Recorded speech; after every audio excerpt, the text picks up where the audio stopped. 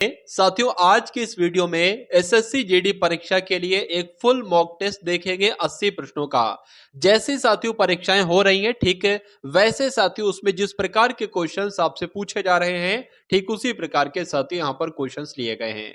तो मेरा मानना है साथियों इन 80 प्रश्नों को अगर आप देख लेते हैं, जिसमें से सबसे पहले हिंदी के साथियों आपके सामने होंगे 20 प्रश्न, उसके बाद सामान्य ज्ञान के 20 प्रश्न और उसके बाद साथियों मैथ के और रीजनिंग के 20-20 क्वेश्चन साथियों कुल मिला के अगर ऐसा पेपर आ जाता है तो इन 80 प्रश्नों में से आपका टारगेट कितना रहता है। और आज की जो साथियों एक तरीके से बात करें कट ऑफ की, तो इन 80 प्रश्नों में से आपका स्कोर साथियों 55 प्रश्नों तक का रहना चाहिए। मेरा मानना है साथियों अगर इन 80 प्रश्नों में से 55 प्लस के आसपास अगर आप कर देते हैं तो आपका सिलेक्शन साथियों बहुत आराम से हो जाएगा।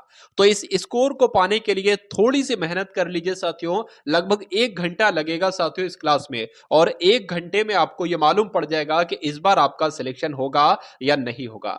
चलिए, तो पहला प्रश्न आपकी स्क्रीन पर आ चुका है कि निम्नलिखित में से कौन सी वर्तनी सही है।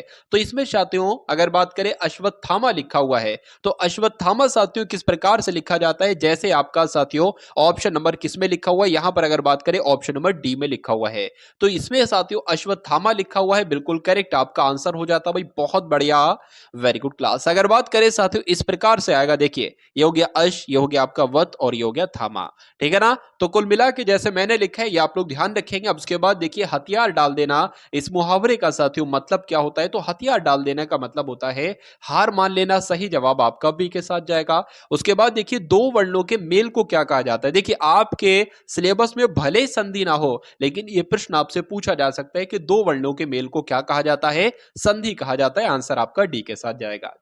उत्थान में कौन सा उपसर्ग है, आपसे पूछा जा रहा है। देखिए उत्थान की अगर संधि उपसर्ग की अगर बात करें, यहां पर क्या होगा कि उत्थान की अगर संधि विच्छेद करें तो उपसर्ग के रूप में साथियों क्या शब्द निकलेगा, उत निकलेगा, और उत में लगा होगा साथियों हलंत।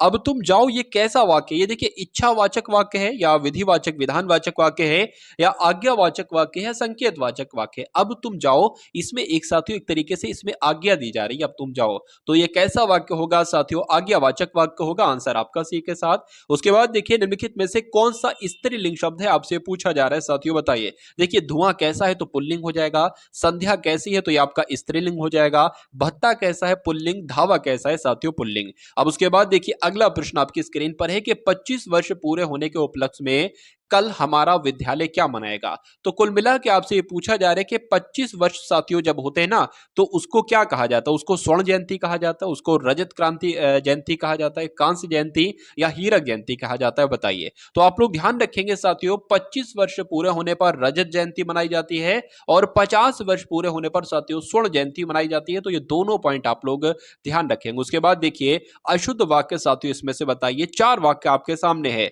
अशुद्ध वाक्य बताइए कौन सा है। देखिए अगर बात करें हाथी मोटा है तो कोई दिक्कत नहीं, बिल्कुल सही वाक्य है। हाथी मोटी है, या उसके बाद साथियों यह भोजन 10 आदमियों के लिए है, बिल्कुल सही, कोई दिक्कत नहीं। लड़के ने पत्र लिखा, कोई दिक्कत नहीं साथियों, हाथी मोटी नहीं होता है, हाथी मोटा होता है। हाँ, यहां पर हाथी की जगह अगर हथनी आ जाता, हथनी मोटी होती है, तो ये आपका बिल्कुल सही हो जाता, हथनी मोटी है, ये बिल्कुल सही हो जाता। तो कुल मिला के आपका भी आंसर अगर है ऑप्शन नंबर बी के साथ, तो बिल्कुल करेक्ट है।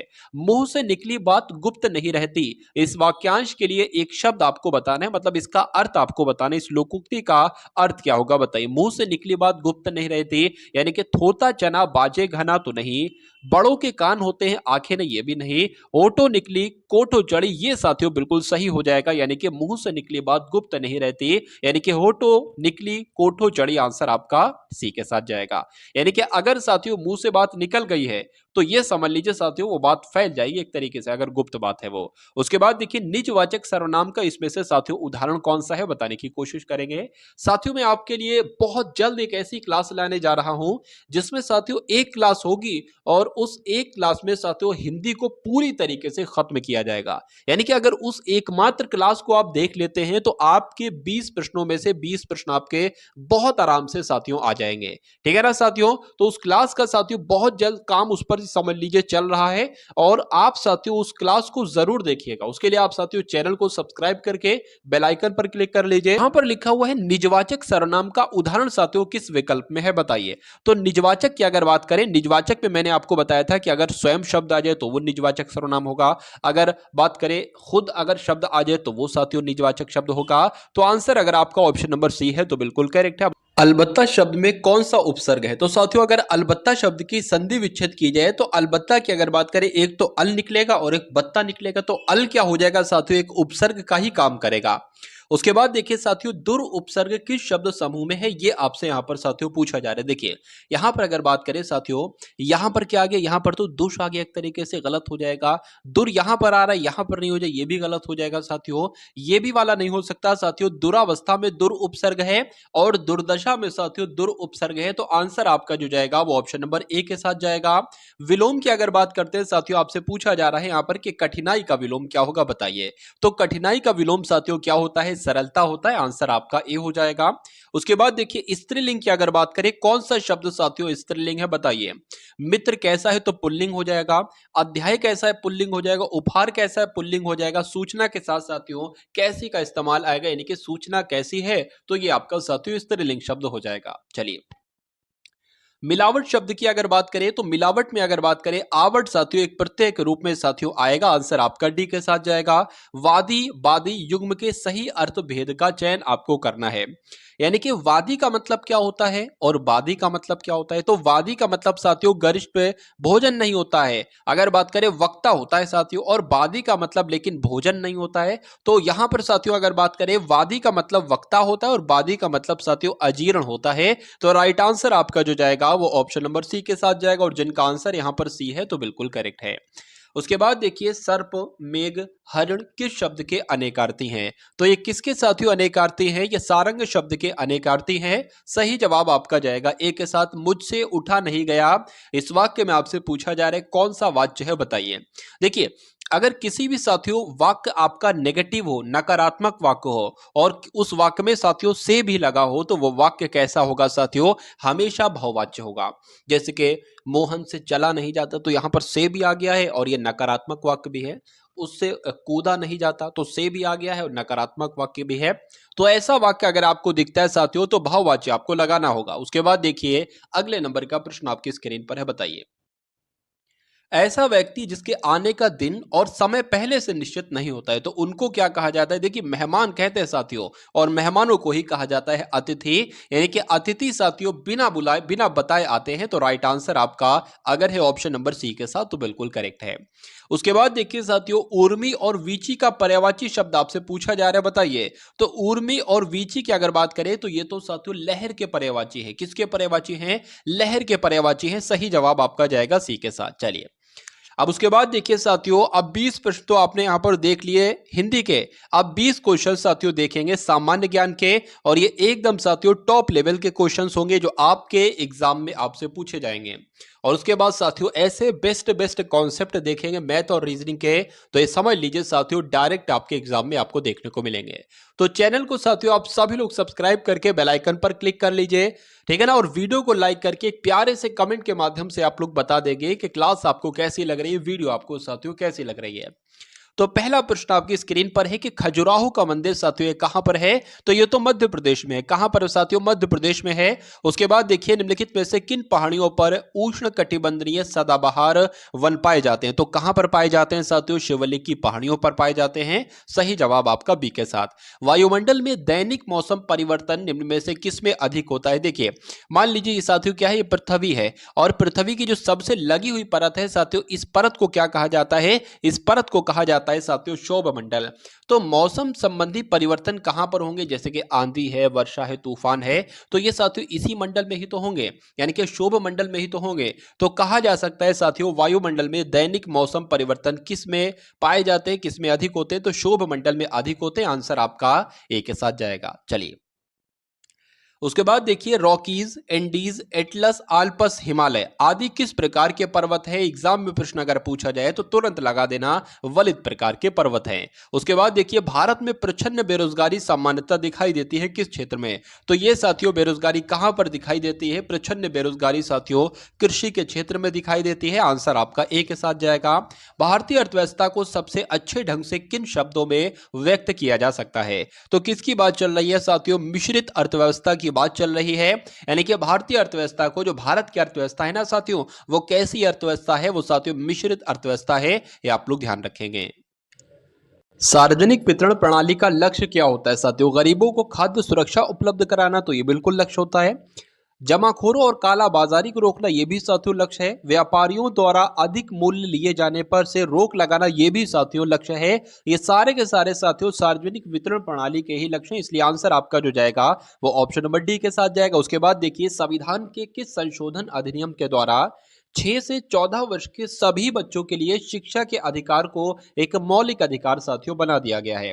तो वो कौन सा साथियों संशोधन था? तो आप लोग ध्यान रखेंगे साथियों, 86वां संविधान संशोधन था, जिसके तहत 6 से 14 वर्ष के तक के सभी बच्चों के लिए साथियों शिक्षा का अधिकार दिया गया और इस अधिकार को एक मूल अधिकार बना दिया गया। आंसर आपका सी के साथ जाएगा। चलिए, उसके बाद देखिए, दल बदल से संबंधित प्रावधान किस अनुसूची में रखे गए हैं? तो ये तो साथियों 10वीं अनुसूची में रखे गए हैं। राइट आंसर आपका डी के साथ। उच्च न्यायालय के न्यायाधीश किस आयु तक अपना पद धारण कर सकते हैं? तो साथियों हाईकोर्ट की यहां पर बात की गई है, 62 वर्ष तक आप लोग ध्यान रखेंगे अपना पद धारण कर सकते हैं। आंसर आपका सी के साथ जाएगा। संविधान में मौलिक कर्तव्यों की प्रेरणा किस देश के संविधान से ली गई है? तो साथियों आपको ध्यान रखना है, रूस से ली गई, यानी कि पूर्व सोवियत संघ से ली गई है। सही जवाब आपका ऑप्शन नंबर सी के साथ जाएगा। चलिए, डिस्कवरी ऑफ इंडिया साथियों किसने लिखी? तो ये पंडित जवाहरलाल नेहरू की साथियों एक तरीके से पुस्तक है, डिस्कवरी ऑफ इंडिया इस पुस्तक का नाम है। आंसर आपका ए के साथ जाएगा।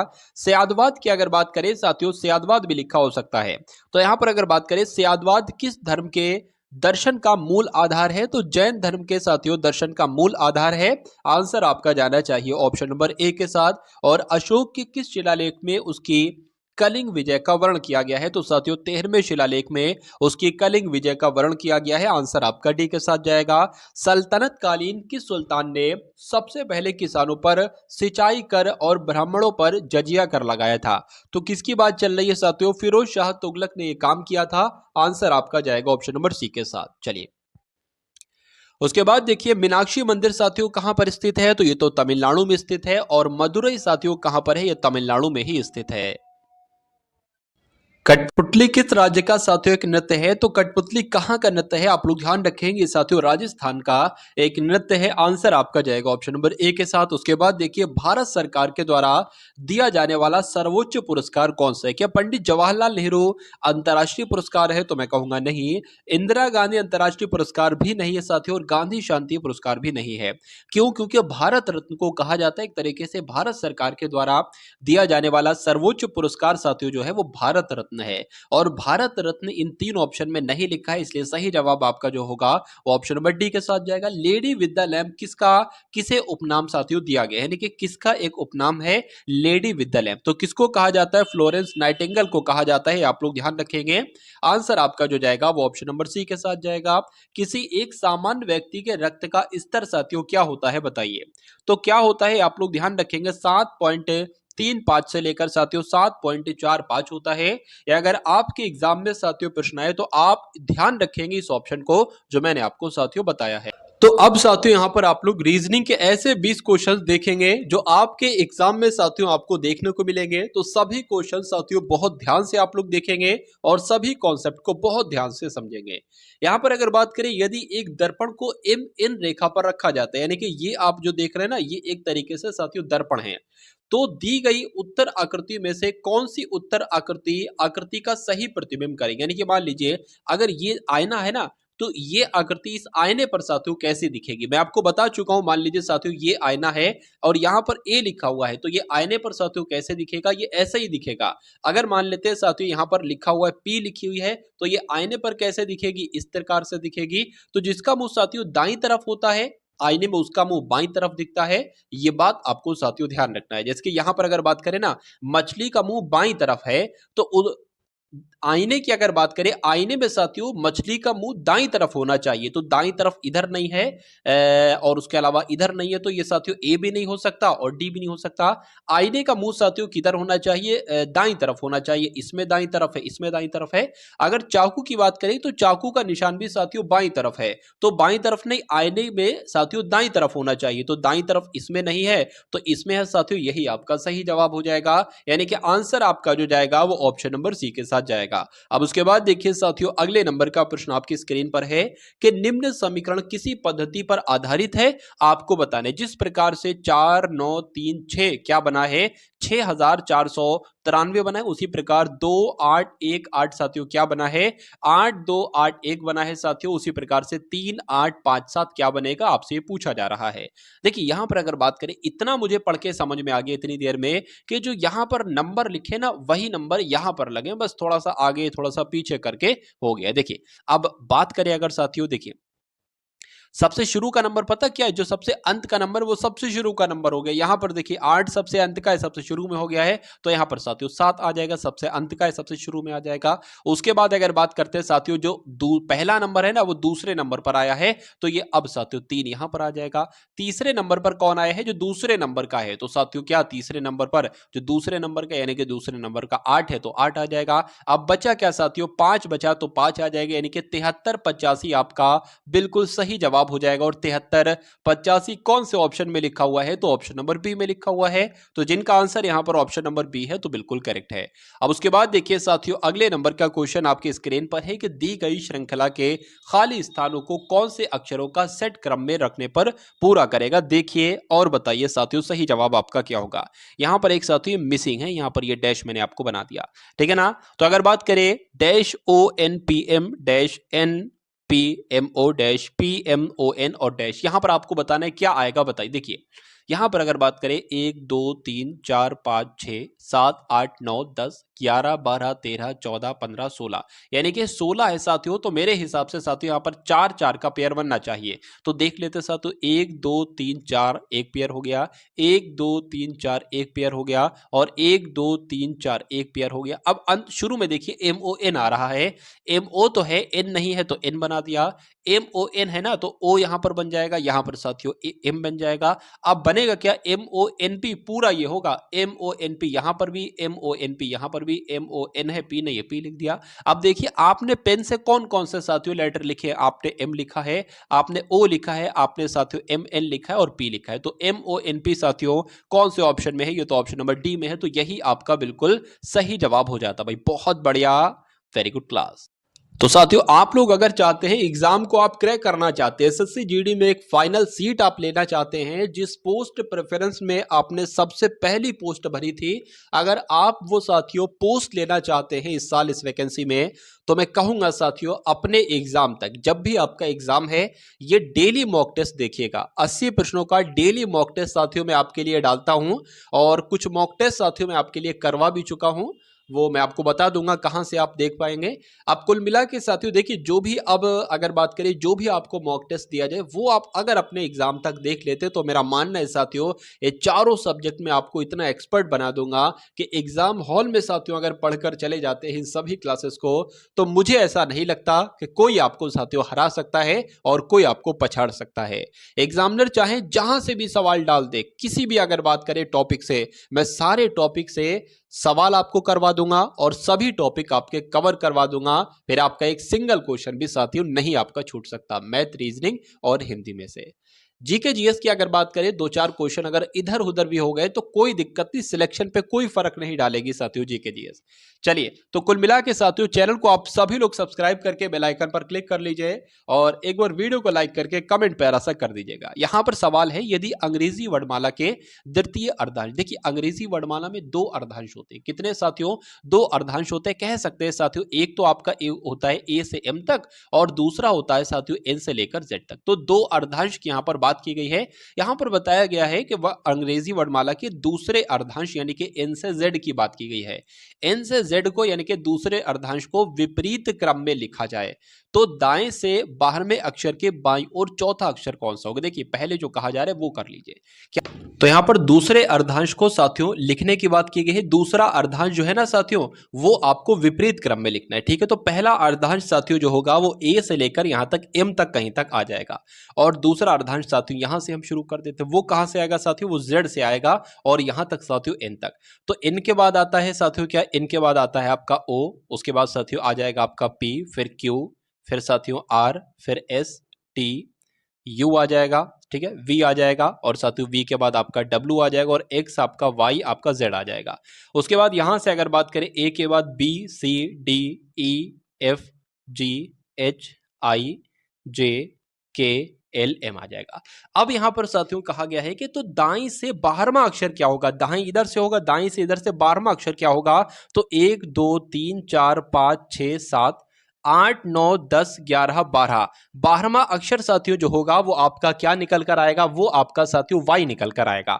अब उसके बाद कहा गया है कि तो उस बाएं 12वें अक्षर के बाएं और चौथा कौन सा होगा, यानी कि इसके बाएं और चौथा कौन सा होगा, तो 1 2 3 4, क्या 1 2 3 4, वो साथियों के आपका निकलेगा और यही आपका साथियों क्या हो जाएगा, सही जवाब हो जाएगा, जो कि कौन से ऑप्शन में है, ऑप्शन नंबर ए वाले में। बहुत बढ़िया, वेरी गुड क्लास। अब उसके बाद देखिए अगले नंबर का क्वेश्चन आपके स्क्रीन पर है साथियों। इस टाइप का एक क्वेश्चन आपसे अवश्य पूछा जाएगा, आपसे पूछा जाएगा कि इसको आपको डिक्शनरी के अकॉर्डिंग लिखना है। आपने डिक्शनरी देखी होगी, उसमें सबसे पहले ए वाले लिखे होते हैं, फिर ए बी से बने जो होते हैं वो लिखे होते हैं साथियों, इस टाइप से लिखे होते हैं वहां पर।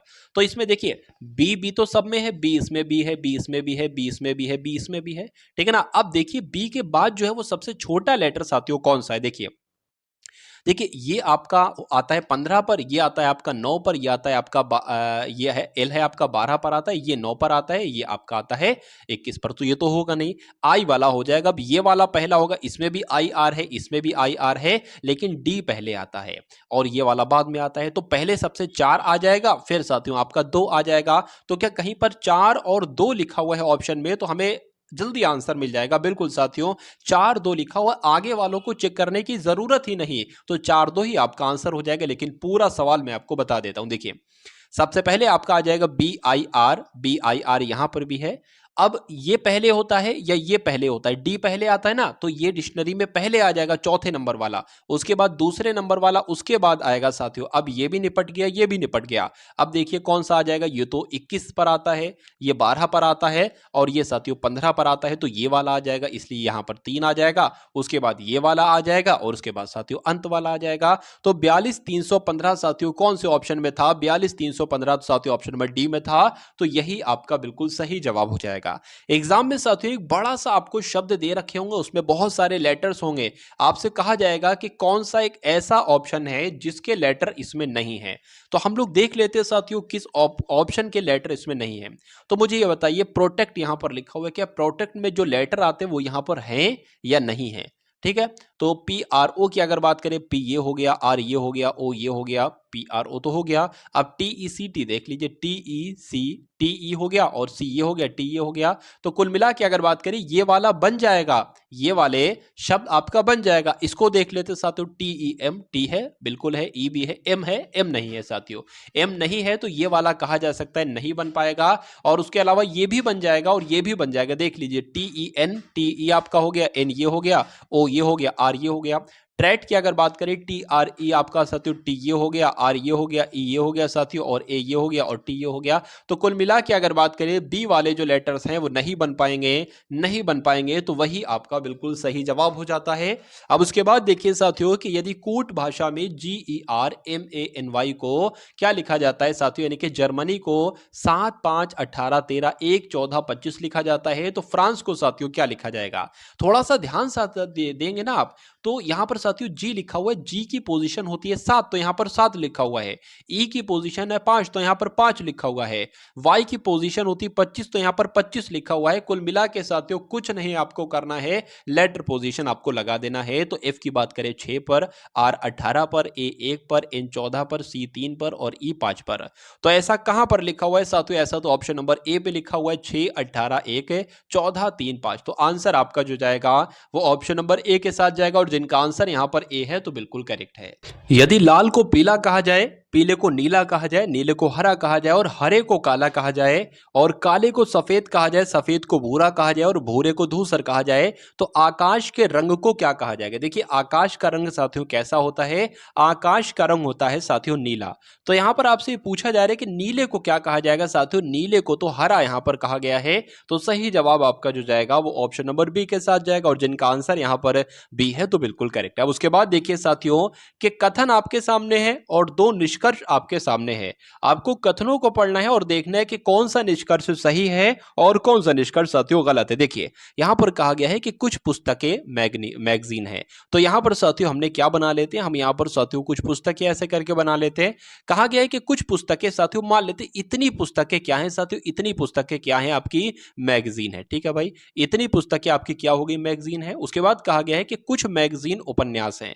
कह सकते हैं साथियों इतनी मैगजीन जो है ना वो क्या है साथियों, वो आपके उपन्यास हो गई। ठीक है, उपन्यास हो गई। अब निष्कर्ष को पढ़िए और देखिए कौन सा निष्कर्ष सही है कौन सा गलत है। यहां पर कहा गया है साथियों आपसे, क्या कहा गया है कि कुछ पुस्तकें उपन्यास हैं। पुस्तकें ये हैं और उपन्यास ये है, तो दूर दूर तक साथियों कोई रिश्ता नहीं। लेकिन हाँ ये कहा जाता कि कुछ पुस्तकें मैगजीन है तो सही हो जाता, कहा जाता कि कुछ मैगजीन पुस्तकें हैं तो सही हो जाता, कहा जाता कि कुछ मैगजीन उपन्यास है तो सही हो जाता, और कहा जाता कुछ उपन्यास मैगजीन है तो सही हो जाता। लेकिन ये कहा जाए कि कुछ पुस्तकें उपन्यास है तो ये आपका गलत हो जाएगा, तो पहला वाला तो आपका गलत हो जाता है। अब अगर बात करें साथियों कुछ उपन्यास पुस्तकें हैं तो ये भी तो गलत है ना, कुछ उपन्यास भी पुस्तकें कहाँ है, उपन्यास कहाँ पुस्तकें कहाँ, तो ये भी आपका साथियों गलत हो जाता है। तो अगर बात करें 49वें नंबर का सही जवाब जो होगा, ना तो निष्कर्ष 1 और ना ही निष्कर्ष 2 अनुसरण करता है, ये आपको लगाना होगा एग्जाम में। उसके बाद देखिए साथियों फिर से एक कथन वाला प्रश्न यहां पर आ चुका है। आपसे कहा जा रहा है कि सभी पाइप सभी लैंप पोल हैं क्या। यहां पर साथियों हम लोग क्या बना लेते हैं, यहां पर हम लोग लैंप बना लेते हैं। कहा जा रहा है साथियों सभी लैंप, तो हम देख लेते हैं साथियों ये सभी लैंप आपके क्या हो गए, सभी लैंप आपके पोल हो गए। ठीक है, कुछ पोल पाइप हैं, मान लेते हैं इतने पोल जो हैं साथियों वो क्या है, इतने पोल आपके क्या हो जाएंगे साथियों, पाइप हो जाएंगे। अब निष्कर्ष को पढ़िए साथियों, निष्कर्ष में लिखा हुआ है कि कुछ लैंप पाइप हैं। क्या लिखा हुआ है, कुछ लैंप पाइप हैं, तो लैंप तो ये हैं और पाइप ये हैं, ये गलत हो जाएगा। अगर ये कहा जाता है कि कुछ पोल पाइप हैं तो सही लगा देते, लेकिन ये गलत है। कुछ पाइप पोल हैं तो पाइप ये हैं साथियों, कुछ पाइप पोल हैं, बिल्कुल साथियों इतने पाइप जो है ना, इतने पाइप पोल हैं और इतने ही पोल साथियों पाइप है, तो ये आपका सही हो जाएगा। तो अगर बात करें साथियों 50वें नंबर का प्रश्न का सही जवाब जो होगा वो केवल निष्कर्ष नंबर 2 अनुसरण करता है, आंसर आपका बी के साथ जाएगा। अब उसके बाद देखिए साथियों अगले नंबर का प्रश्न आपकी स्क्रीन पर आ चुका है कि एक लड़का बिंदु x से चलता है, मान लेते हैं साथियों बिंदु x आपका ये है, बिंदु x यहां से चलता है, यहां से 80 मीटर दूर y तक सीधा चलता है। तो मान लेते हैं साथियों इसमें ये नहीं बताया कि किस दिशा में चलता है, मान लेते हम इधर ही चला देते हैं, तो y आपका ये आ गया। फिर वह पुनः दाई मुड़ता है, तो साथियों दाई मुड़ने के लिए दाई मुड़ा दिया, और 50 मीटर चलता है तो 50 मीटर हमने चला दिया इसको। उसके बाद कहा गया फिर वो साथियों दाई मुड़ता है और 70 मीटर चलता है, दाई मुड़ा दिया साथियों, 70 मीटर हमने इसको चला दिया। अच्छा यहां पर कहा तो गया है भाई 80 मीटर चलता है, ठीक है ना, 80 मीटर यहां पर चलता है, लेकिन दिशा यहां इन्होंने नहीं बताई थी, तो 80 मीटर आपका ये चल जाएगा। ठीक है ना, 80 मीटर आपका ये चल जाएगा। उसके बाद दाई मुड़ाकर 50 मीटर चलता है, फिर दाई मुड़ाकर 70 मीटर चलता है, तो अंत में वह दाई ओर मुड़ता है और 50 मीटर चलता है। यहां तक साथियों चला ये, और फिर आपका 50 जो होगा ना वो यहीं तक होगा। फिर अब वह अपने प्रारंभिक स्थान से कितनी दूर है, यानी कि यहां से लेकर यहां तक की दूरी कितनी है। देखिए ये जब 70 है तो ये भी साथियों 70 होगी, और ये पूरी 80 है तो ये बची कितनी साथियों, ये तो 10 ही बचेगी ना, ये दूरी 10 बचेगी। तो प्रारंभिक बिंदु से कितनी दूर है साथियों, वो 10 मीटर दूर है, आंसर आपका जाएगा ऑप्शन नंबर ए के साथ। चलिए अब उसके बाद देखिए अगले नंबर का प्रश्न आपके स्क्रीन पर है, यदि 16 गुणा 85 8651 हो जाता है और 73 गुणा 42 साथियों इसका मान आपसे पूछा जा रहा है। देखिए बहुत आसान सा प्रश्न है। अब बहुत सारे लोग यहाँ पर क्या करवाने लगेंगे, वो 16 का स्क्वायर और 85 का स्क्वायर करा के उसको जोड़ेंगे, या अगर बात करें 16 का क्यूब या 85 का क्यूब करा के उसको जोड़ेंगे। तो कुछ नहीं साथियों करना है इस प्रश्न में, बहुत आसान सा प्रश्न है। देखिए ये अगर बात करें यहां पर जो नंबर लिखे हैं वही मुझे सेम यहीं पर नंबर देखने को मिल रहा है। पहला वाला आपका ये है 8 लिखा हुआ है, उसके बाद साथियों ये 6 लिखा हुआ है, उसके बाद ये वाला नंबर लिखा हुआ है 5, और उसके बाद ये 1 लिखा हुआ है। तो पहले साथियों 4 आ जाएगा, फिर आपका 3 आ जाएगा, और उसके बाद अगर बात करें साथियों 2 आ जाएगा, और फिर 7 आ जाएगा, यानी कि 4327 साथियों कौन से ऑप्शन में है, तो ऑप्शन नंबर सी में, और यही आपका बिल्कुल सही जवाब हो जाता है। अब उसके बाद देखिए साथियों ममता पश्चिम की ओर 14 मीटर चलती है, तो ममता को साथियों पश्चिम की तरफ हम चला देते हैं, कितना साथियों 14 मीटर हम इनको को चला देते हैं। उसके बाद कहा गया है कि दाईं ओर चलती है और मुड़कर 14 मीटर चलती है, तो दाईं की तरफ साथियों फिर से ये 14 मीटर चलती है, ठीक है। और तब अपने बाईं ओर मुड़कर 10 मीटर चलती है, बाईं ओर मुड़ी और साथियों 10 ये चली, ठीक है, 10 चल गई। उसके बाद कहा गया फिर बाईं ओर मुड़कर 14 मीटर चलती है, फिर साथियों बाईं ओर मुड़ी और फिर से यहां तक 14 पे यहां तक आ गई। उसके प्रारंभिक बिंदु और उसकी वर्तमान स्थिति के बीच दूरी कितनी है आपसे पूछा जा रहा है। मतलब यहां से लेकर यहां तक की कितनी दूरी है, तो ये तो साथियों 10 हो जाएगी, ये लिखिए 10, ये 10 हो जाएगी और ये आपकी 14 हो जाएगी। तो 10 और 14 साथियों कितनी होती है, 24 मीटर होती है। क्या 24 मीटर ऑप्शन में है? तो बिल्कुल है साथियों, ऑप्शन नंबर सी में, और यही आपका सही जवाब हो जाता है। चलिए उसके बाद देखिए नीचे एक पासे की दो स्थितियां दिखाई गई हैं। जब संख्या 3 नीचे हो तो उसके ऊपर कौन सी संख्या होगी। मैं साथियों हर प्रैक्टिस सेट में, हर मॉक टेस्ट में इस टाइप का एक क्वेश्चन साथियों आपके लिए लेकर आता हूं, क्योंकि इस टाइप का साथियों क्वेश्चन एग्जाम में आता है तो बहुत सारे बच्चे बहुत डर जाते हैं, घबरा जाते हैं और इस क्वेश्चन को साथियों गलत करके चले आते हैं, ताकि उनके नंबर तो बढ़ते नहीं है बल्कि और घट जाते हैं। तो क्या है देखिए, एग्जामिनर जब भी ये सवाल देगा एक सबूत छोड़ेगा, एक सबूत छोड़ेगा और उसी सबूत को आपको साथियों ढूंढना है और वही सबूत आपको सही उत्तर तक पहुंचा देगा। देखिए यहां पर 3 के विपरीत पूछा गया ना, तो 3 देखिए कहां पर है, यहां पर कहीं नहीं है, बिल्कुल यहां पर है, बिल्कुल इस वाली साथियों अगर बात करें फलक पर क्या है 3 नंबर है। अब अगर बात करें हमें क्या पता करना है, हमें ये वाली साइड पता करना है, यहां पर कौन सा नंबर है, ये 2 वाली नहीं, 2 के उधर वाली पता करना है, ठीक है ना। मतलब 5 के जो 5 है ना, इसके इधर वाली साइड हमें पता करना है कि यहां पर कौन सा नंबर है, ये आपसे साथियों पूछा जा रहा है। देखिए ये 2 है, ठीक है ना, और ये 2 है। अब अगर साथियों ये ऐसा यहां पर वाला 2 कैसे आया है, जब इस वाली पायलट को हमने ऐसे एक मोड़ा है इस प्रकार से, तो तभी तो ये यहां पर 2 आया है, ठीक है ना। और अब ये 3 किधर चला गया, अब ये 3 इधर चला गया, जब ये 2 यहां पर आ गया, अरे भाई ऐसे इसको जब मोड़ेंगे तो ये 2 यहां पर आ जाएगा, तो 3 तो साथियों इस वाली पायलट में हो जाएगी, यानी कि 2 के बराबर में हो जाएगा। तो अब जब 2 3 उधर हो जाएगा तो 3 के सामने वाली फलक यही तो कहलाएगी। तो इस फलक पर साथियों कौन है, 4 बिंदु हैं, तो कहा जा सकता है 3 के विपरीत पर कितने साथियों पॉइंट होंगे, 4 पॉइंट होंगे। आंसर आपका जाना चाहिए साथियों ऑप्शन नंबर सी के साथ। उम्मीद करता हूं यह प्रश्न जैसे मैंने आपको समझाया है वो आपकी समझ में आ गया होगा। उसके बाद देखिए गुप्तचर का संबंध साथियों मुखबिर से है, तो संवाददाता का संबंध किससे होगा। देखिए गुप्तचर का काम क्या होता है, एक तरीके से मुखबरी करना, मतलब जो गुप्त गुप्त सूचनाएं हैं उनकी मुखबरी करना काम होता है। ऐसी संवाददाता का काम क्या होता है, संपादक करना नहीं, सूत्र करना नहीं, तो कह सकते हैं साथियों समाचार प्रदान करना, यह संवाददाता का काम होता है। और गुप्तचर का काम होता है साथियों मुखबरी करना। आंसर आपका कुल मिला के अगर है ऑप्शन नंबर सी के साथ तो बिल्कुल करेक्ट है। अब उसके बाद देखिए साथियों 18 का संबंध जैसे 30 से है, 18 का संबंध जैसे 30 से है, तो 36 का संबंध किससे होगा, 64 से, 66 से, 54 से या साथियों 62 से, बताइए।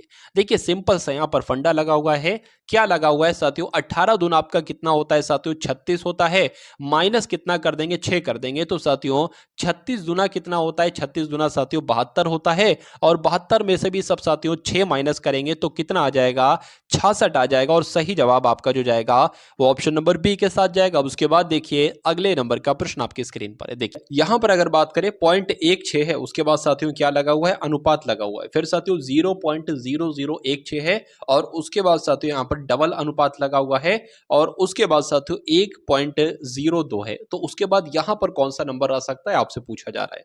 देखिए कहा आपसे यह गया है कि अगर इसको हम इस प्रकार से लिख सकते हैं तो हम इसको साथियों किस प्रकार से लिख सकते हैं, इस प्रकार से, ए से, बी से, सी से या डी से।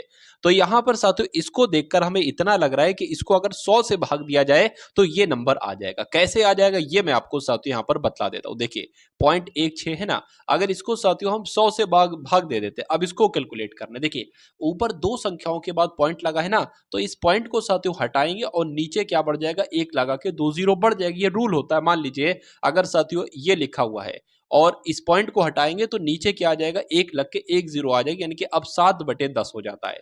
तो उसी प्रकार साथियों 2 नंबर के बाद पॉइंट लगा था तो पॉइंट हटाया और नीचे 1 जीरो लगा, सॉरी 2 जीरो लगा के 1 लगा दिया, 100 लग जाएगा। अगर यहां पर 3 संख्याओं के बाद होता तो हम नीचे 1 लगा के 3 जीरो लगाते। तो अब आपके सामने है 16/10,000 है, एक तरीके से 100 गुना 100। तो अब इसको कैसे कैलकुलेट करते हैं? आपने एक रूल साथियों और पढ़ा होगा। मान लीजिए आपके सामने साथियों 7/1000 है, तो इसको आप कैसे लिखोगे साथियों? जितने नीचे जीरो होते हैं उतने नंबर के बाद पॉइंट लगता है, तो 7 जैसे लिखा है वैसे लग जाएगा।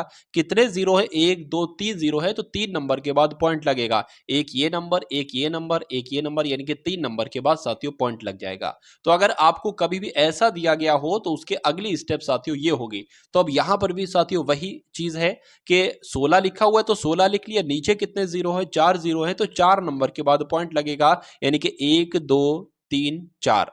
ठीक है ना? ये 1 2 3 4 4 नंबर हो गए और अब साथियों आपका पॉइंट लग जाएगा। तो आप देखिए साथियों कि इससे क्या बना है साथियों? ये बना है, और जो ये है ना वही तो साथियों ये है, वही ये है। तो यहां पर भी साथियों हमें क्या करना पड़ेगा? हमें 100 से भाग देना होगा। जब हम साथियों 1.02 को साथियों 100 से भाग देते हैं तो क्या आएगा? देखिए, इस जीरो को पॉइंट को हटाया, नीचे क्या बढ़ गया साथियों? 1 लग के 2 जीरो बढ़ गया। अब आपके सामने साथियों क्या है? 102 भाग साथियों 1 लग के 4 जीरो है, यानी कि 10,000 है। नीचे 4 जीरो है, तो क्या होगा साथियों? अगर बात करें, ये तो नंबर लिख लेंगे, तो 4 संख्याओं के बाद पॉइंट लगेगा। 1 2 3 आपका ये 4 संख्या और ये, तो कुल मिला के साथियों ऐसा ऑप्शन में होना चाहिए, वो आपका बिल्कुल सही जवाब होगा। तो ऐसा कहां पर है? ऐसा तो साथियों ऑप्शन नंबर सी में है, तो यही आपका बिल्कुल सही जवाब हो जाता है। उसके बाद देखिए साथियों अगले नंबर का प्रश्न आपकी स्क्रीन पर है कि कथन आपके सामने है कि वित्तीय कंपनियां खराब प्रबंधन के कारण खत्म हो जाती हैं। यानी कि कुछ कंपनियां, जो वित्तीय कंपनियां है ना, ये अपने खराब प्रबंधन की वजह से खत्म हो जाती हैं, बंद हो जाती हैं। तो निष्कर्ष आपको बताना है कौन सा सही है। देखिए, यहां पर अगर बात करें साथियों कि अच्छा प्रबंधन भी वित्तीय कंपनियों को सफलतापूर्वक नहीं चला सकता, ऐसा क्यों होगा? अगर अच्छा प्रबंध रखोगे तो वित्तीय कंपनियां चलती जाएंगी, अच्छे से चलेंगी। तो ये तो साथियों गलत लिखा है, क्योंकि यहां पर लिखा हो कि अच्छा प्रबंधन करोगे तब भी कंपनियां नहीं चल पाएंगी, तो ये तो गलत है।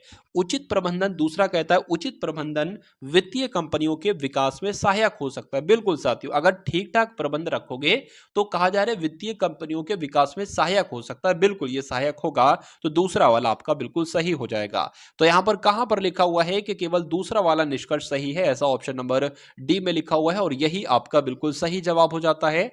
अब उसके बाद देखिए साथियों कथन आपके सामने है और है एक कि सोहन एक अच्छा खिलाड़ी है। ठीक है, सोहन जो है ना एक अच्छा खिलाड़ी है। दूसरा कथन है कि सभी खिलाड़ी स्वस्थ हैं। ठीक है, अब निष्कर्ष आपके सामने साथियों यहां पर दे रखा है कि सभी स्वस्थ व्यक्ति खिलाड़ी हैं। सभी मतलब कहा, यहां पर बताया गया है कि सभी खिलाड़ी स्वस्थ हैं। यहां पर बताया गया कि सभी स्वस्थ व्यक्ति खिलाड़ी हैं, तो ये तो साथियों गलत होगा।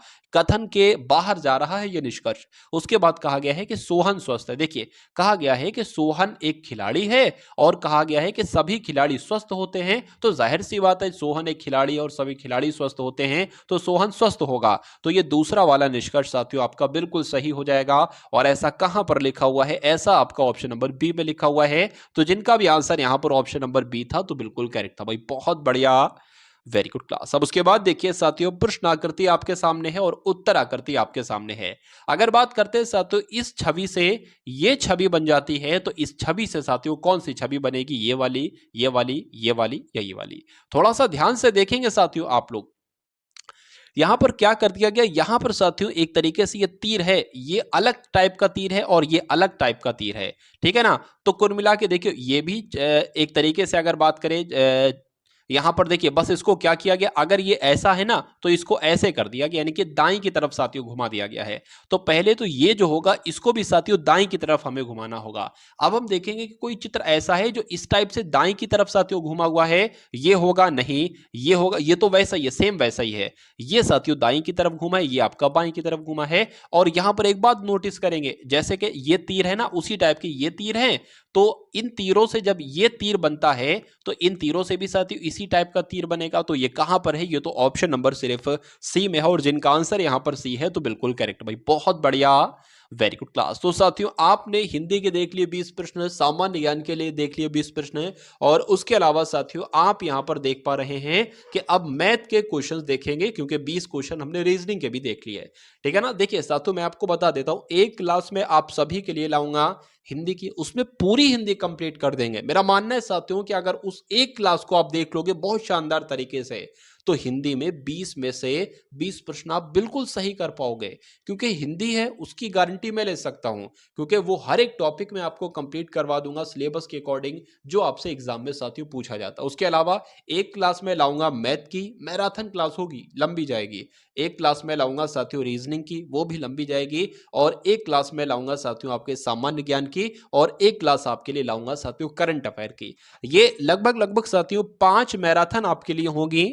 उम्मीद करता हूं इन 5 मैराथन में से आपका मैक्सिमम पेपर साथियों यहीं से आ जाएगा, ठीक है ना। और उस हर एक मैराथन में साथियों हर एक टाइप का क्वेश्चन होगा, जैसे कि मैथ की मैराथन होगी तो हर टाइप का क्वेश्चन उसमें ही कंप्लीट करवा दूंगा। और बाकी ये मॉक टेस्ट तो आपका चल रहा है, तो अगर इतना साथियों आप कर लेते हैं तो मुझे ऐसा लगता है कि तैयारी आपकी बहुत मजबूत हो जाएगी।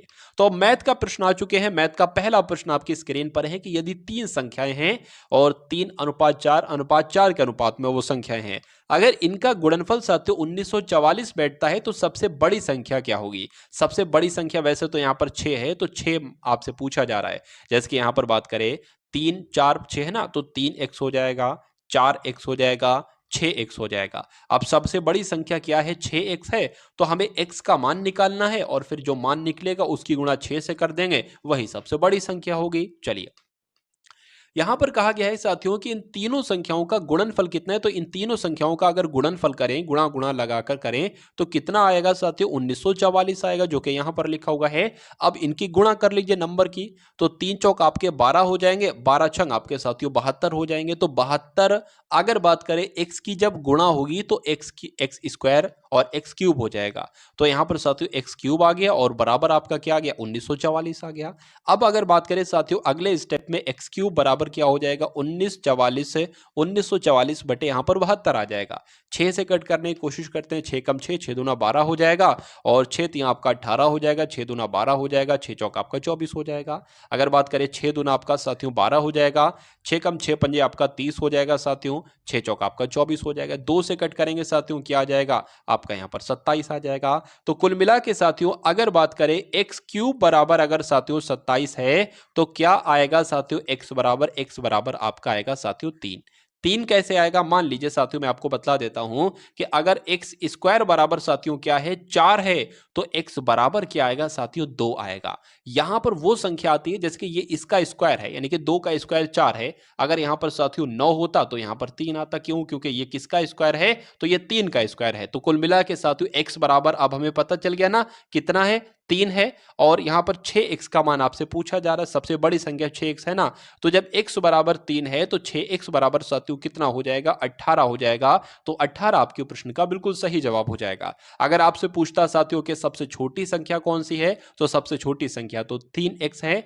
जब अगर बात करें 1x बराबर साथियों कितना है, 1x बराबर साथियों कितना है, यहां पर सॉरी 3 हो गया, 1x बराबर कितना है, 3 है, तो 3x बराबर साथियों कितना हो जाएगा, 9 हो जाएगा। तो ये सारी की सारी बातें साथियों आपको यहां पर ध्यान रखनी है। अब उसके बाद देखिए अगले नंबर का प्रश्न आपकी स्क्रीन पर है। चलिए, यहां पर लिखा हुआ है कि 68 का 3/4। देखिए अगर बात करें साथियों मैं आपसे कहूं कि 7 का 3/4 कितना होगा, तो 7 लिख लेंगे, और का यहां पर आए ना तो का की जगह पर गुणा लिख लेंगे, और 3/4 कैसे लिखेंगे, 3/4 लिखेंगे। अगर यहां पर साथियों लिखा होता 2/4 तो 2/4 आपका ऐसे लिखा होता, अगर 1/3 लिखा होता तो 1/3 आपका इस प्रकार से लिखा होता। तो ये भी छोटी छोटी चीजें आपको मालूम होना चाहिए। 68 का 3/4 कहा गया है ना, तो 68 लिखा, का की जगह पर साथियों गुणा आ जाएगा, 3/4 कहा गया है तो 3/4 लिख लिया। 68 का 3/4 जो है ना ये साथियों, ये 45 के 2/5 से कितना अधिक होगा, तो 45 के की जगह गुणा साथियों 2/5 से कितना अधिक होगा। तो इसको सॉल्व कर लो और इसको सॉल्व कर लो, 5 एकम 5, 5 नीम आपका 45 हो जाएगा, 9 दूना आपका साथियों 18 हो जाएगा।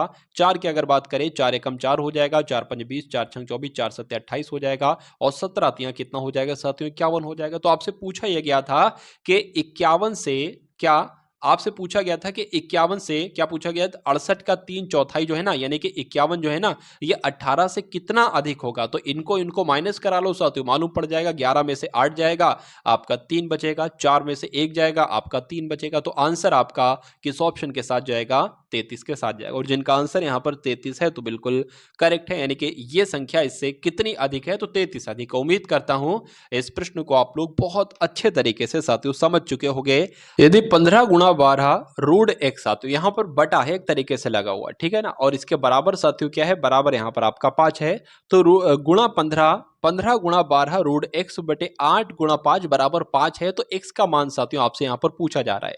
तो यहाँ पर अगर बात करें साथियों, देखिए इसकी गुणा आपसे किससे हो जाएगी, 8 गुणा 5 की गुणा हो जाएगी इस 5 से, और ये आपका 15 एक तरीके से मान लीजिए यहाँ पर 1 है, और 15 गुणा 12 की गुणा किससे हो जाएगी साथियों, इस 1 से हो जाएगी। तो स्ट्रक्चर कैसा कुछ बन जाएगा साथियों, रूट एक्स बराबर साथियों 5 लिख लेंगे, और इन दोनों की गुणा साथियों इससे हो जाएंगे, यानी कि 8 गुणा 5 आपका आ जाएगा, और बटे में आपका क्या आ जाएगा साथियों, 15 गुणा 12 आ जाएगा। क्या आ जाएगा साथियों, 15 गुणा 12 आ जाएगा। अब देख लीजिए साथियों क्या कट होता है, कट करा लीजिए। तो यहां पर अगर बात करें इस 5 से साथियों 15 कटेगा, यहां पर साथियों 3 आ जाएगा। अगर इसकी बात करें 4 दूना आपका 8 हो जाएगा, आपका 4 तिया यहां पर 12 आ जाएगा। अब अगर बात करें क्या कट रहा है साथियों, तो 5 दूना आपका कितना हो जाएगा, रूट एक्स अगर बात करें साथियों 5 दूना आपका 10 हो जाएगा, और नीचे आपका 9 आ जाएगा। अब मैं आपको एक बात बता रहा हूं साथियों, मान लीजिए अगर रूट एक्स है, क्या अगर रूट एक्स है और यहां पर लिखा हुआ है साथियों 5, आपको एक्स का मान बताना हो तो आप क्या करोगे, रूट को हटा दोगे और इस संख्या का स्क्वायर कर दोगे, तो 5 का स्क्वायर यानी कि 25 आ जाएगा। ये बात आपको साथियों ध्यान रखना है। अब यहीं पर भी वही कंडीशन है, रूट एक्स है ना, अगर रूट एक्स को हटाएंगे तो इसके ऊपर स्क्वायर स्क्वायर चढ़ाना होगा। तो जब रूट को साथियों, जब रूट को हम हटा देंगे और सिर्फ एक्स लिख देंगे, तो हमें क्या करना चाहिए, इसका भी स्क्वायर करना चाहिए, इसका भी स्क्वायर करना चाहिए। तो ऊपर तो साथियों 100 आ जाएगा और नीचे 9 नीम 81 आ जाएगा। तो एक्स का मान आपसे पूछा जा रहा था, एक्स का मान मैंने निकाल दिया है 100/81। क्या कहीं ऑप्शन में है, तो 100/81 साथियों बिल्कुल है, ऑप्शन नंबर सी में है, और यही आपका बिल्कुल सही जवाब हो जाता है भाई। बहुत बढ़िया, वेरी गुड क्लास। चलिए उसके बाद देखिए, किसी संख्या का 1/5 20 है, क्या, बहुत ध्यान से पढ़ेंगे, किसी संख्या का 1/5, मैंने आपको बताया था किसी संख्या, मान लीजिए x वो संख्या का लिखा हुआ है तो गुणा लगा लेंगे, 1/5 यानी कि 1/5 हो जाएगा। कहा गया है कि किसी संख्या का 1/5 जो है ना वो कितना है, वो 20 है। तो उस संख्या का 4/5 कितना होगा, पहले वो संख्या निकाल लो कितनी है, यानी कि x कितनी है। तो 5 की गुणा इस 100 से हो जाए, सॉरी 5 की गुणा इस 20 से हो जाएगी, तो क्या आपका आ जाएगा साथियों 100 आ जाएगा, 20 पंजे आपका 100 हो जाते हैं। अब तो संख्या पता चल गई। तो कहा जा रहा है उस संख्या का 4/5 कितना होगा, यानी कि इस संख्या का, यानी कि 100 का 4/5 कितना होगा, तो इसको कैलकुलेट करा लो, पता चल जाएगा कितना होगा। 5 से करेंगे साथियों, 5 दूना आपका 20 हो जाएगा, 20 चौक कितने होते हैं साथियों, 80 होते हैं। तो आंसर आपका जो जाएगा वो ऑप्शन नंबर डी के साथ जाएगा। अब उसके बाद देखिए 40 ग्राम और 1 किलोग्राम की दशमलव भिन्न क्या होगी। देखिए 40 ग्राम को ग्राम में लिखा गया है, 1 किलोग्राम को भी अगर ग्राम में लिखा जाए तो 3 जीरो आ जाएंगे, इस जीरो से ये जीरो कैंसिल हो जाएगा, 2 से कटेगा, 2 दूना 4 हो जाएगा, यहां पर 50 आ जाएगा। तो साथियों अगर बात करें और कट कर दें, क्या 1 अनुपात साथियों 25 आ जाएगा। यहां पर पॉइंट में, वैसे ये भी आंसर आपका हो सकता था अगर ऑप्शन में होता, ये नहीं है तो इसको साथियों ऐसे लिख सकते हैं, 1/25 हो जाएगा। तो 1 तो कट नहीं सकता, एक तरीके से बात करें 25 तो 1 से कट नहीं सकता, तो पॉइंट बढ़ाएंगे, जीरो बढ़ाएंगे। अब कट सकता है, नहीं कट सकता है तो जीरो बढ़ाएंगे और जीरो बढ़ाएंगे, 25 से कम 25, 25 चौक 100, यानी कि 4 आपका यहां पर आ जाएगा। तो क्या ऐसा आपको नजर आ रहा है साथियों, ऐसा कुछ देखने में आपको नजर आ रहा है, बिल्कुल नजर आ रहा है साथियों, कौन से ऑप्शन में, तो बताने की कोशिश करेंगे ऑप्शन नंबर डी में। और पॉइंट से पहले एक जीरो बढ़ा लो ना बढ़ाओ कोई दिक्कत नहीं, यहां पर है तो कोई दिक्कत नहीं है। तो कुल मिला के अगर बात करें आंसर आपका अगर है ऑप्शन नंबर डी के साथ, तो बिल्कुल करेक्ट हो जाता भाई, बहुत बढ़िया, वेरी गुड क्लास। अब उसके बाद देखिए दो संख्याओं का योग कितना है, 1/2 है, और उन्हीं संख्या का अंतर कितना है, 3/4 है। तो बड़ी संख्या कौन सी है बताइए। तो कोई दिक्कत नहीं साथियों, दो संख्याएं हो गई हैं आपकी, x और y होगी, इन संख्याओं का योग कितना है, 1/2 है, और इन्हीं संख्याओं का साथियों अंतर कितना है, तो माइनस कराएंगे, अंतर मतलब माइनस, क्यों कितना है साथियों, 3/4 है। तो बड़ी संख्या क्या होगी, यानी कि x का भी मान बताइए और y का भी साथियों मान बताइए, ये आपसे कुल मिला के पूछा जा रहा है। देखिए अगर इन दोनों समीकरणों को हल करें ना साथियों, तो इस y से ये y कैंसिल हो जाएगी, y से y कैंसिल हो गई। अब x और x कितना हो जाएगा साथियों, 2x हो जाएगा। ऐसी कंडीशन है तो यही आपको करना है, 2x हो जाएगा। अब x को जोड़ा है तो साइन अलग अलग थे इसलिए ये घट गया, यानी कि y से y घट गया। अब इसको जोड़ लो साथियों, 1/2 में क्या जोड़ना है आपको, 3 बटे साथियों 4 जोड़ना है, ठीक है, 3/4 जोड़ लेंगे, इसको करेंगे 4 हो जाएगा, 4 और साथियों 2 3 आपका कितना हो जाएगा 6 आ जाएगा, नीचे कितना आ जाएगा 4 दूना 8 आ जाएगा, यानी कि 2x बराबर साथियों कितना आता है 10/8 आता है, 10/8 आता है। ये 2 है ना साथियों, ये यहां पर आ जाएगा 2। अब अगर बात करें इसको कट करें 2 एकम 2, 2 पंजे आपका कितना हो जाएगा साथियों 10 हो जाएगा। तो अब x का मान साथियों कितना निकला है 5/8 निकला है, और 5/8 के ऑप्शन में है तो बिल्कुल ऑप्शन में है साथियों, ऑप्शन नंबर आपका जाएगा डी के साथ। बहुत बढ़िया, वेरी गुड क्लास। राम अपनी पुत्री से 5 गुना तथा अपनी पत्नी से 5 वर्ष बड़ा है। यदि पुत्री की आयु 7 वर्ष हो तो उनकी पत्नी की आयु साथियों क्या होगी। देखिए बहुत बढ़िया प्रश्न, और आपके एग्जाम में साथियों प्रश्न आ सकता है। यहां पर एक बात कही गई है, देखिए सबसे पहले मैं आपको बता देता हूं कि राम है और साथियों कौन है, और उनकी पुत्री है। यहां पर साफ साफ बताया गया है कि उनकी पुत्री की आयु साथियों 7 वर्ष है, तो उनकी पुत्री की आयु जब 7 वर्ष है, और यहां पर कहा गया है कि राम अपनी पुत्री से 5 गुना बड़े हैं, तो 7 का 5 गुना साथियों कितना होता है 35 होता है। उसके बाद साथियों कहा गया है कि राम है और क्या है, और उनकी पत्नी है।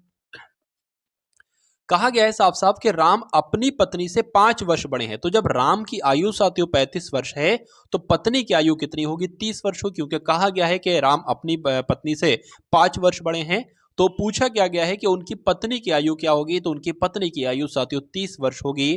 आंसर आपका जाएगा ऑप्शन नंबर ए के साथ। चलिए अब उसके बाद देखिए अगले नंबर का साथियों क्वेश्चन आपके स्क्रीन पर है, और आपसे यहां पर पूछा जा रहा है कि श्याम ने एक ट्रांजिस्टर की अगर बात करें, इसको 400 रुपए में खरीदा है। कोई वस्तु उसको 400 रुपए में खरीदा है तथा उसे 30% कम में बेचा है, 30% कम में बेचा है, तो उसने उसे कितने रुपए में बेचा है। देखिए अगर बात करें किसी वस्तु को आपने 200 रुपए में खरीदा है और उसको साथियों अगर बात करें 30% कम में बेचा है, यानी कि आपने उसको 70% में बेचा है। या मान लीजिए 200 रुपए में आपने खरीदा है, कहा जाए आपने उसको 80% कम में बेचा है, तो आपने उसे 20% पर बेचा है। तो ये मैं आपसे कहना चाहता हूं। लेकिन अगर आपसे यह कहा जाए कि मान लीजिए किसी वस्तु को 200 रुपए में खरीदा गया है और उस पर 20% लाभ से बेचा गया है, तो लाभ से अगर आए ना साथियों, तो आपको 120/100 यहां पर लिखना होगा। तो ये जानकारी मैंने आपको बताई है, ये आपको मालूम होना चाहिए। तो कुल मिला के अगर बात करें 400 में साथियों खरीदा है और 30% कम में बेचा है, यानी कि उसने 70% में उसको बेचा होगा।